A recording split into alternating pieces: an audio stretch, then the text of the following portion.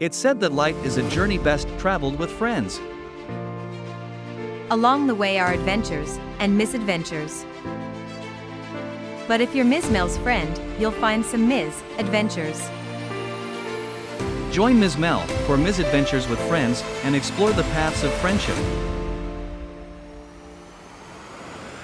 Welcome to you. I'm your hostess, Ms. Mel, and today on Misadventures with Friends, I'll be visiting with my friend Denise. Hi, Denise. Hi. I'm very glad to have you here with us, talking and chatting and ruminating a little bit about friends and friendship. Denise and I have been attending the same church for several years. Denise is in a unique position here at the church. The best way to describe her is she's the chief greeter, the head honcho when it comes to putting people in place to make you feel comfortable in visiting our church, make you feel like you have walked into the most caring and loving place you could find.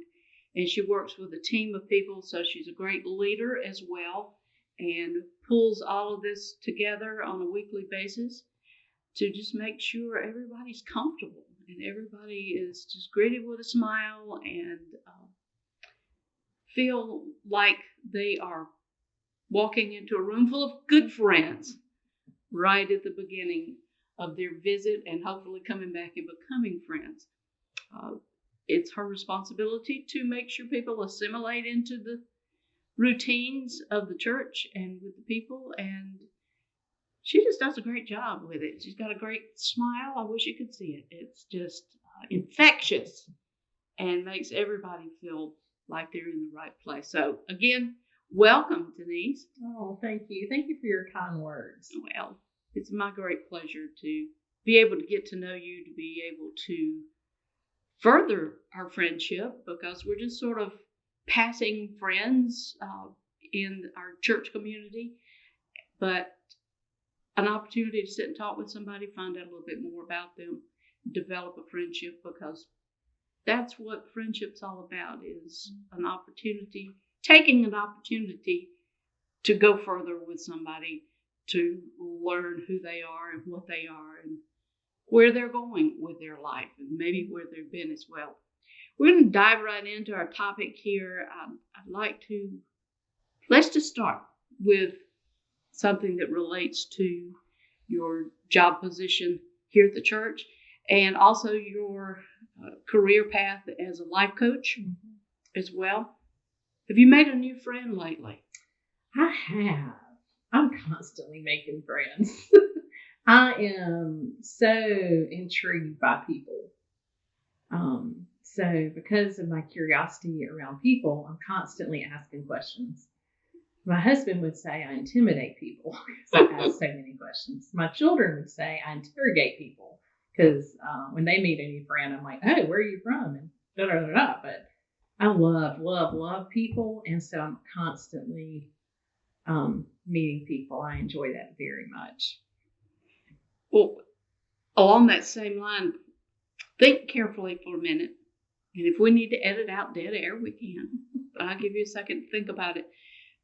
What's been your most unusual or unexpected friendship? Actually, I met a girl in the recovery community, and that's probably the most different friendship that I made, most unusual place, because I didn't think we would have anything in common. And I thought I was going to, do something good for her. Like I was going to give her some, I was there to pour into her, and it was absolutely the opposite. I was so inspired by her tenacity, and I was so inspired by her quest to do something that was so hard for me to understand. I was just so taken back by her,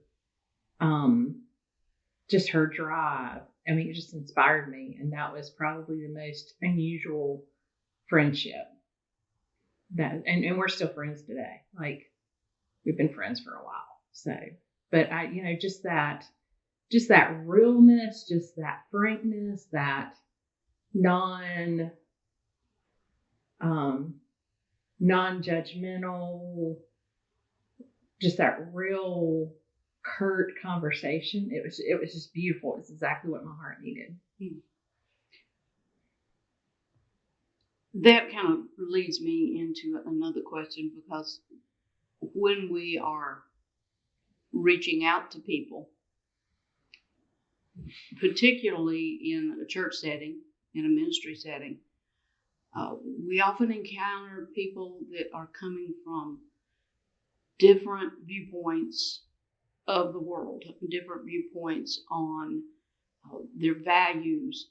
They're coming from different cultural backgrounds. They're coming from different faith walks, if you can use that phrase, different opinions on what their faith might be, and might differ from ours. There might even be differences in morals at the time that we meet people who are usually coming to a church seeking something. Mm-hmm. What's your opinion on friendships that develop with people that maybe do come from a different background of morals, faith, cultural differences, things like that? How would Denise handle? Because I know you meet people primarily when they come in the door, and that you see these differences, and you've been able to discern differences in people and where they might be coming from. Tell me a little bit about how your hand of ministry works in relationships like that. Well, I think we're never going to meet someone that Jesus doesn't love. So I don't know that I get to pick and choose who I encounter.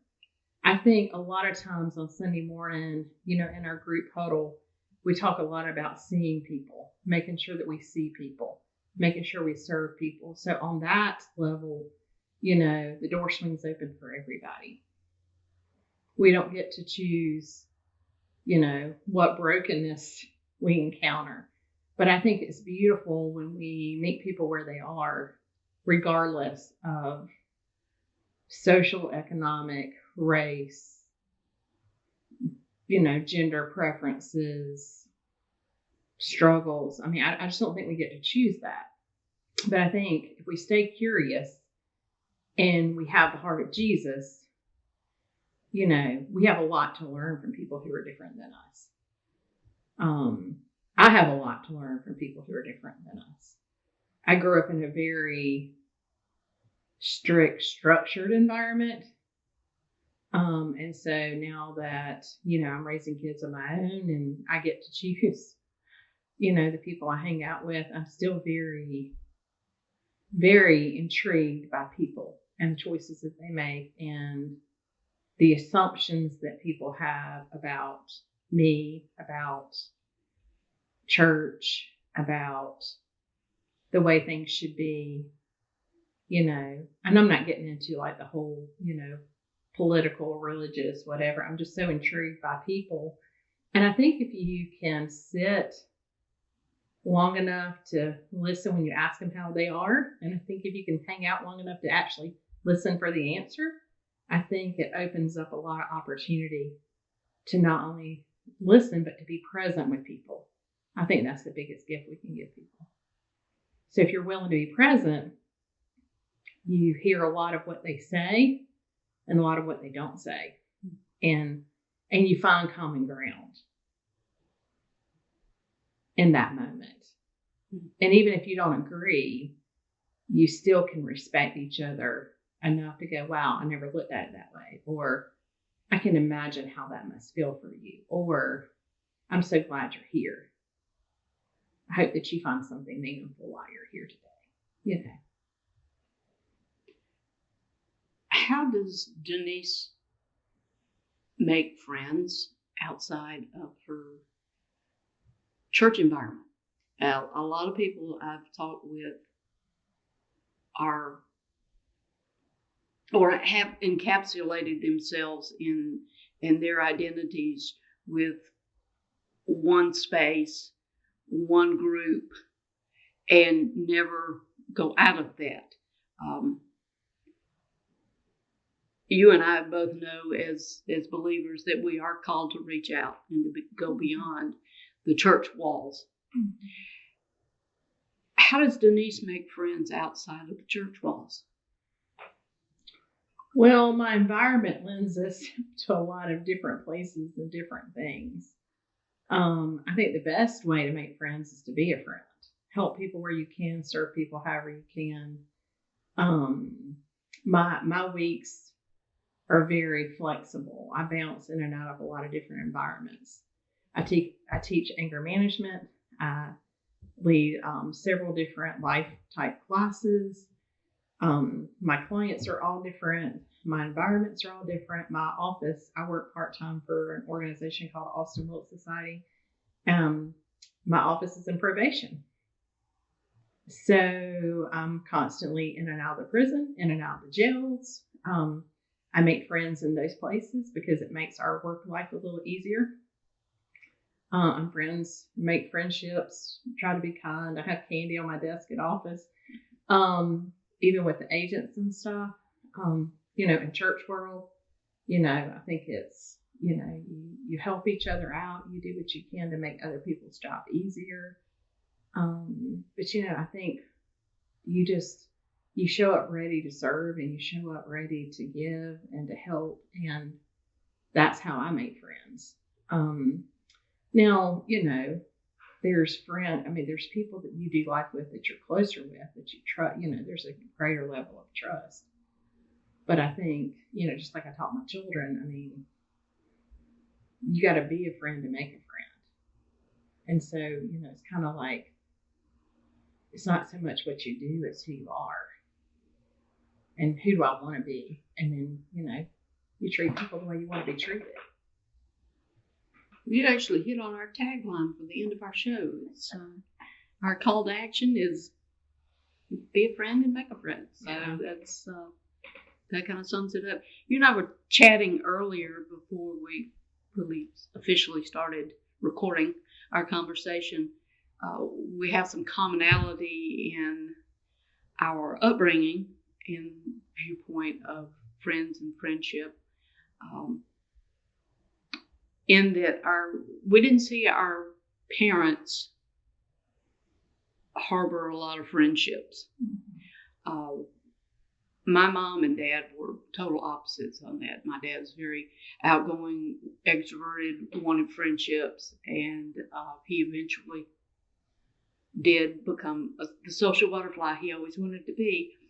And but Mom has not done that, and I've seen her struggle through that, and I decided when I was much younger that I didn't want to do that. Didn't want to be inherently. I'm an introvert, okay, but I have learned to become more extroverted in order to meet people, reach people, and develop friendships and things like that. I don't know what I do without my close group of friends, nor my extended group of friends.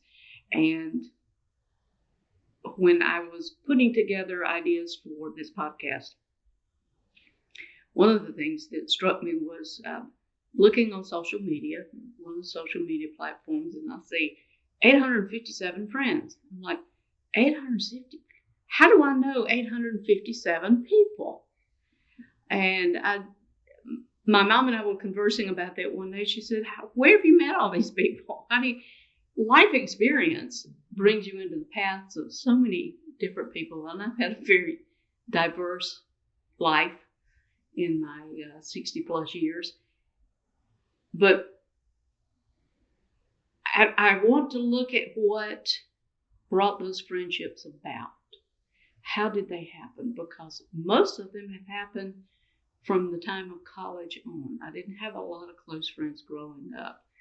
But I realized that the influence was from my home situation and my parents' situation. Share a little bit, if you would, about how that has, your own experience with that has influenced your journey in friendship. I think, I'm an extrovert. I'm very energized by people. I recently had surgery and I was at home for what felt like forever.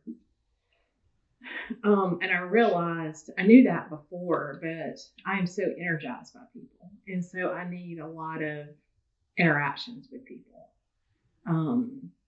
My family was ready for me to have interactions with other people. Because I need people in my life. And so, but I think when you grow up and you see how people make relationships or don't make friendships, or they don't, you know, it can be very isolating. And there's going to be people that hurt you. There's going to be people that you hurt. There's going to be disappointments. There's going to be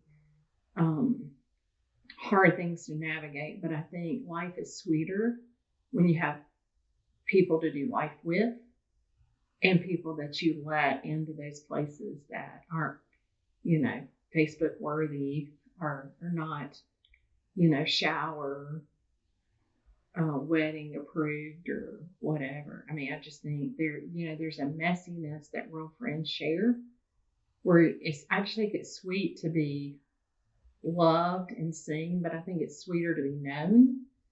And people that you do life with, the people you let in close enough to know you, I think it makes a huge difference. And I think I want to be known.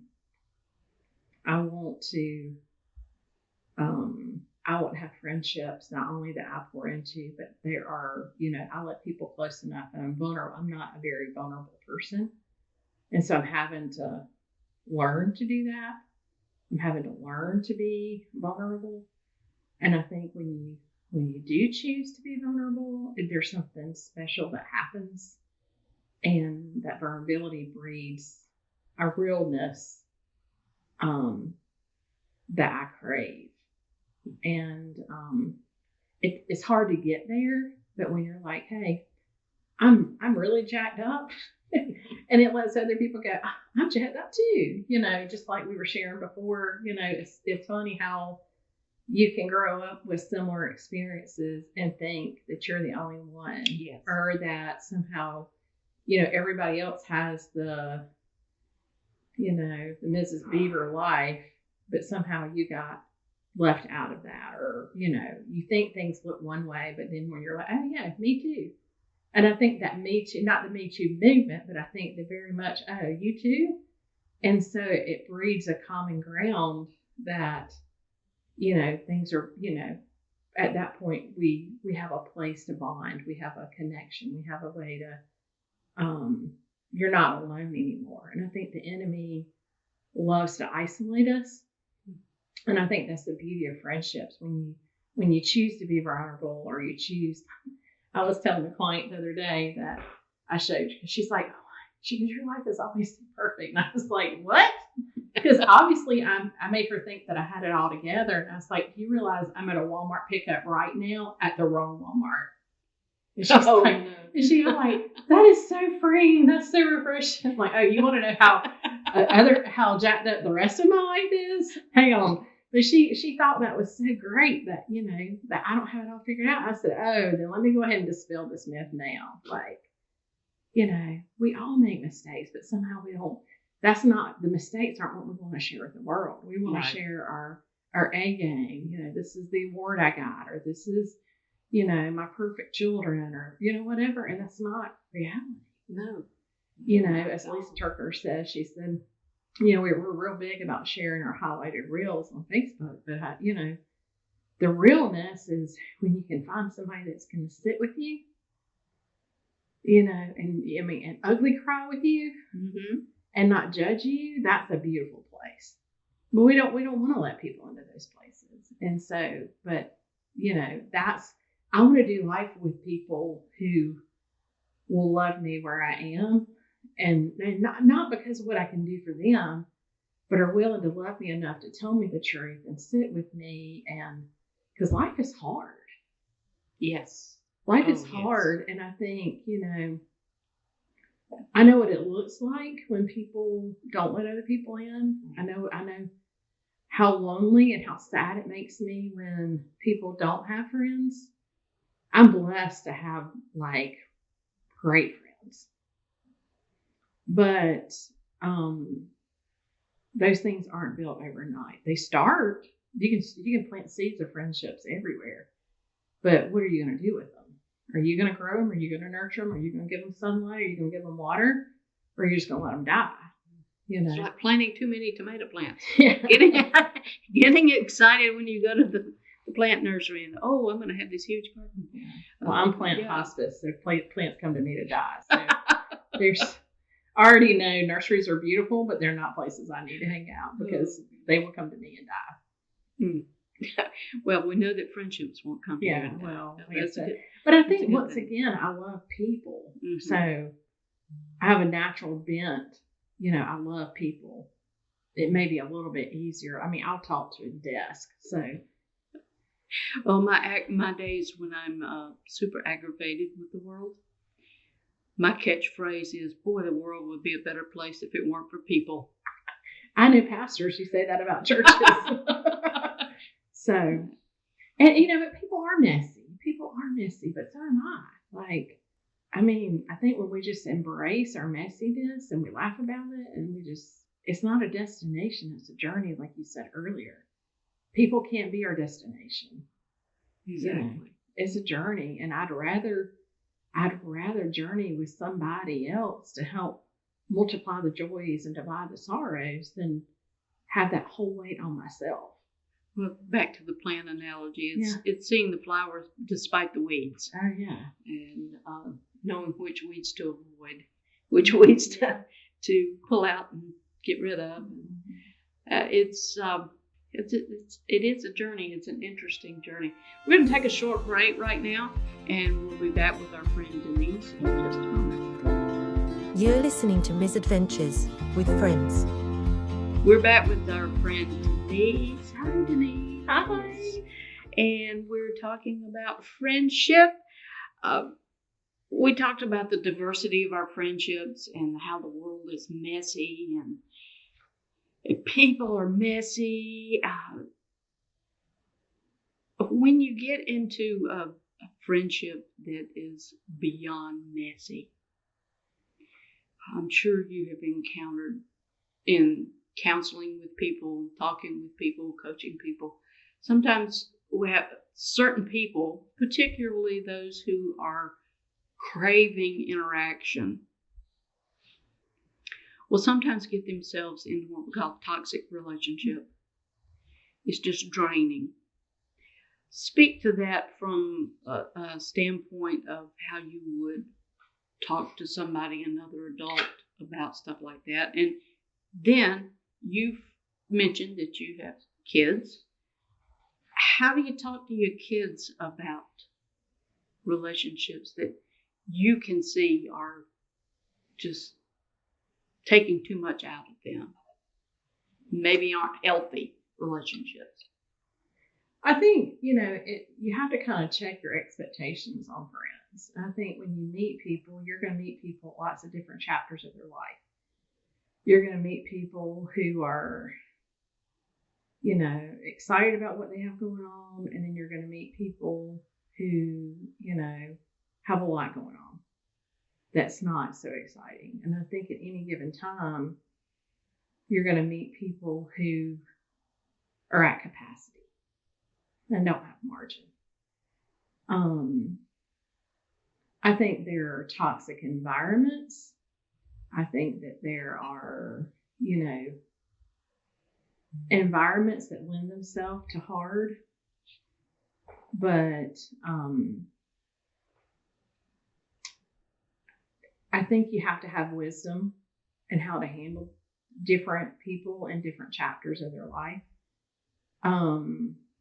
I kind of have an internal dial that lets me know, hey, Denise, like, you're not what they need. I don't think we can be all things to all people. And I think when I try to step in and be all things to all people, there's a heaviness that comes with that. and setting those boundaries are necessary. And it's not that they're bad people. I'm just not the right person for them in that moment.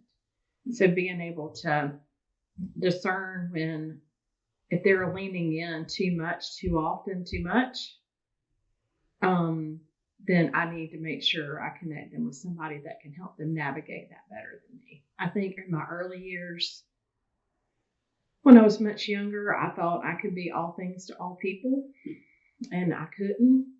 And I developed a lot of really bad habits around that because of my own dysfunction, And I think now I have better boundaries in place. I have better, I don't think it's ever good to cut people off. I don't think that's what God's called us to do. I'm really thankful He didn't cut me off. I'm really thankful I had some friends that didn't tell me I was too much, I've had people in my life who say, "Oh, girl, you're way too much." I've had people tell me I'm difficult. So I've had people say lots of really ugly things to me. But I think it goes back to what I said earlier. I think if you have to be a friend to have friends. And at any given time, depending on what chapter you come into my life, there's not a bow around it. There's an element, in the last 50 years, there's an element of messy in every chapter in my book. And it's messiness that you saw that I may not have seen. It's a messiness that I knew was there and I tried to cover it up. There was a messiness that I might have been a little more outward with, but I think we still have to look at people where they are and realize this is a chapter they're traveling through. You might be the person that journeys with them. You might not be. But I'm very aware of where my limitations are. Not in loving them, but just getting them the help that they need, and not just going, well, you're not going to be my problem, or I ain't got time for this, or whatever. But I think understanding friendships and understanding when you're the person to help them and where you're not. I think a lot of people carry heavy stuff. And I think knowing when it's your turn to help them with that boulder is important. And also know when you're not that person. Right. And I think, people say things like self-care or whatever, and I think that's important. But I also think for those of us who follow Christ, it has more to do with discernment. Hey, because in a week, I'm going to deal with offenders, veterans, homeless people. Like, I have a very diverse group of people I'm around, and they all deserve respect. They all deserve care. But at any given time, even the people who run into me, I may be at capacity that day, and there's nothing they can do about it. I may be overwhelmed. There's nothing they can do about it. But, knowing what to do when I have to self-regulate. Right. And some people can't do that or don't have the tools yet to do it. I do believe that people make the best decisions they can with the options they have. So sometimes we're just the people coming along and going, hey, let me give you some more options. But I think, and in regards to children, when my kids were little, I paid a lot of attention to the friends they had. Yes, don't we? Now that they're teenagers and young adults, I pay a lot of attention to the friends. It never changes.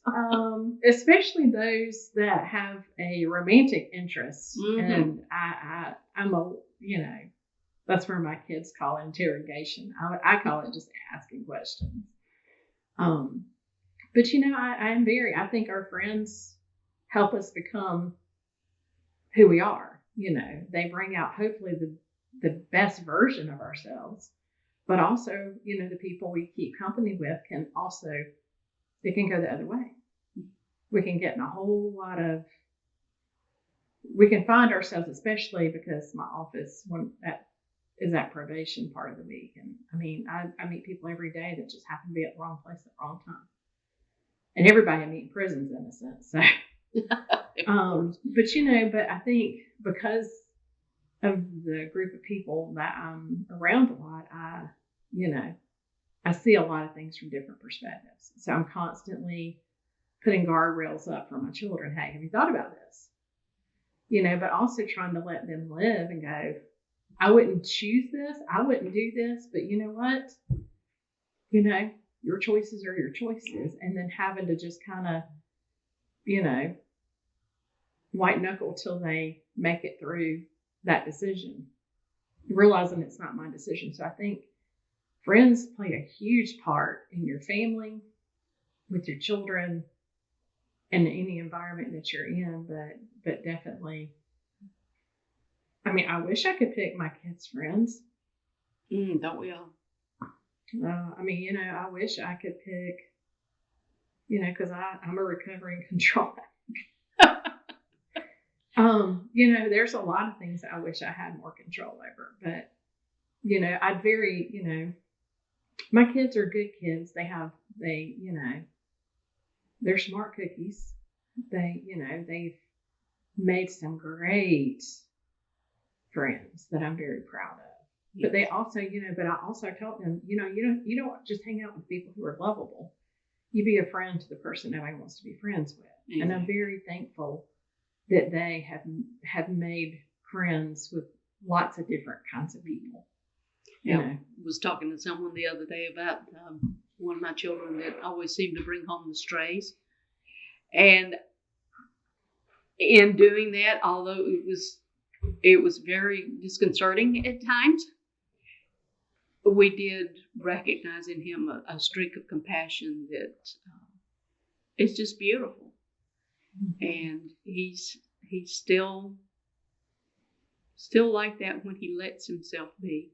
Mm-hmm. And it's experience. We learn so much from experience, and that's especially with friendships. You have to kind of it's like pushing your child into the kindergarten room.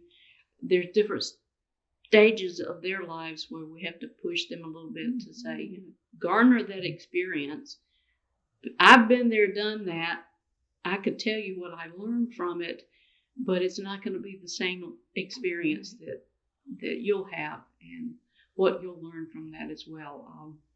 Come from a situation where there was this desire to control who my friends were, and nobody fit the bill. And that's hard for a child to, at any stage of their life, to think, hey, mom or dad or both or whatever, grandma, don't approve of my friends. And it's not just a situation where you're trying to protect them from getting into trouble, but you're just meddling in a situation where maybe you don't need to meddle in. Maybe you don't have enough information to tell your child, hey, that's not a good person to hang out with. That's not a good family to get to. It's a perspective that some people have that's rooted in bitterness, I think. But it's let me judge them before they have a chance to judge me. And if you have a perspective like that, you're going to be so lonesome. And your kids are going to be lonesome as well, because they're not going to understand how to reach out. Just like you and I have talked about, going beyond, we use the catchphrase comfort zone, beyond your comfort zone to reach out to people who aren't like you, aren't going through the same stages of life, having the same experiences that you are, and becoming friends. We talked earlier about unique friendships or unexpected friendships. That is so neat when that happens. Mm-hmm. When you see somebody across the room, you're like, oh, no, we won't be friends. She's blonde and beautiful and got it all together, we think. And we can't possibly be friends. And then the next thing you know, you're laughing together and having a great time. Mm-hmm. Or crying together and having a great time. And you realize there is a bond there, even if it's a short-term relationship, short-term friendship. Wow, a lot of good stuff. A lot of good insight I appreciate you sharing with me. Sure. Is there anything else you'd like to share on the topic of friends and friendship? I've had friends for a really long time, people I've done life with for decades. And I've had friends that, are, friendships that are just starting. And I think there's so much to learn, and there's so much to gather, there's so much to glean, there's so much opportunity to grow. I think there was a time where, and there, I still have to be careful, like, people are super important to me. And I think there have been so many times in my life that I value their friendship, my friendship with them, more than they value their friendship with me. Yes. And that's kind of a hard place to be. Mm-hmm. And it makes you kind of hold on tighter, which is the opposite of what needs to happen, in those situations. But I think the more open-handed we can be and let friends kind of flow in and out of our life, it doesn't mean you're not loyal, but the purpose for those friends are different. Sometimes you're the person, that God has uniquely put in their life for a season. And sometimes they're the person God has put in your life for a reason or a season. I mean, I'm healthier when I have a lot of different people in my life that serve different purposes. Like, I always try to make sure I have somebody that's going to cheer me on. Doesn't matter how stupid my idea is. Yes. Get that. I've learned I need to have, and it's not really a people, it's like one person. I need to have people in my life who have great discernment. I need to have people in my life who are going to tell me the truth regardless. Yeah, that dress does make you look fat. No, you shouldn't wear those shoes. What you're doing with your children is wrong. Yeah. We have to have those people. Like, so there's lots of different kinds of friends that I've learned I need. And I can't find that, and it's too much for one person to carry all of that. I think early on I thought, I'll have a best friend, and there'll be all those things, because I didn't know back then what I know now. But I think for me, having different people who are in my life that serve different purposes. Mm-hmm. No, I don't go to them and go, okay, you're my discernment friend. But I do notice that I lean on them when I'm having something doesn't feel right, or I'm like, so what do you think about this? Or, just those people where you just laugh. And you laugh and you laugh. And my soul needs that. I'm not doing the polite, I'm talking about like belly laugh. Right. It doesn't make any sense. Exactly. I miss that. My friends group has kind of, we're at different stages of life right now, difficult stages, some of us. And we don't have that opportunity to get together to just unload. Yeah. And laugh until you cry, or you have to get up and run to the bathroom. Mm-hmm.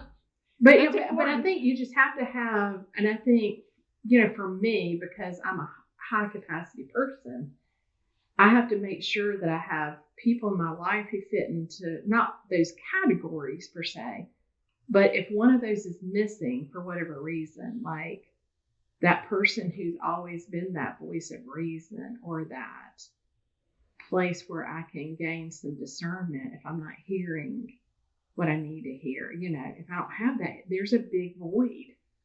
And my life is not as rich if I don't have that person there, So I think we just need lots of different kinds of people in our life who serve, like I said, different purposes that maybe you don't even realize. But and so for some people, it could be a person. It could be all inclusive, that one person. But I think for me, I'm too much that's too much weight for my friends to carry all that for me. Mm-hmm. And I think, when you work with people, and especially in any kind of leadership, whether Christian leadership or otherwise, I think it's smart for them to look for friends in those same kind of areas. Somebody that can be that voice of reason, that's going to tell them the truth, that's going to be a cheerleader, like have different groups of people who do that. If you can find one person in that area, that's beautiful. Some people have communities of people who do that. But I think, for me, making sure I have a balance of people who are, can tell me the truth, or that person in my life that can go, okay, I need you to tell me, this doesn't feel right. Or, hey, I remember when my dad died, I was very surprised at who was there and who wasn't. Right. And I have a tendency, for a while, I really focused on all the people that I thought would be there that were not. And that has how our brain does that. And I mean, instead of going, hey, these people really care about you. And I think, when you walk through those times, you kind of survey and go, man, I need to be a better friend. Yes. Or do I just need to make better friends? And so I think when, that's been, 12 years ago, but I've really started paying attention to the people who are in my life and why they're there. And I ask stupid questions. My husband's like, could you please stop? Because everybody at community group is like, hey, how are you? And I'm like, how's your heart? And he's like, stop doing that. It intimidates people. But I just don't have a whole lot of capacity for mindless chatter in my life. Yeah. I don't care what your favorite color is. It's not that I don't care. I just don't have anywhere to put that. I want to know that I need realness. I need authenticity. I need to know, you and I are going in the same direction. And finding out what show they watched on Netflix doesn't do it for me. It's a great place to start a conversation. I don't have a place in my life right now for that. I want to know, how's your heart? Life's short. Let's get to the good stuff here. Well, and I guess, and that intimidates people. And so for those that perk up, I know they're my people. For those that are like, oh my gosh, I'm not going to be that person for them. They're never going to be okay with that level of conversation. Exactly. And so, so it kind of, but my husband constantly like, stop that. Because I'll be in the grocery store talking to somebody I just met, and my kids are like, you know them? And I'm like, no. And they're like, the conversation went deep quick. Mm-hmm. And they're like, you can't be doing that. Which is why they don't want me talking to their new friends, of opposite sexes, because they're like, okay, Mom, you can't have this. This is off limits. They're setting your boundaries for you. Yeah. And so. Oh, goodness. Well, I think we have found just in the conversation today that we need to have more conversation together. I think I'm right there with you on the chit chat versus the deep conversation. I'd much rather have a meaningful conversation than just mindless. Let's get through it, and so we can move on and not remember who we talked to. I want to remember the people that I talked to, and I want to thank you, Denise, our friend Denise, for chatting with us today and sharing another misadventure with me. My pleasure. Yes, we thank all of our friends, old and new, for listening in. Give us a thumbs up and become our friend on Facebook and Instagram. Now, we want you to make a friend and be a friend. Thanks again, Denise. See ya. A friend may be waiting behind a stranger's face. Maya Angelou. Misadventures with Friends is a production of Depot Street Studios and Rocket 88 Broadcasting. Music is from Storyblocks.com.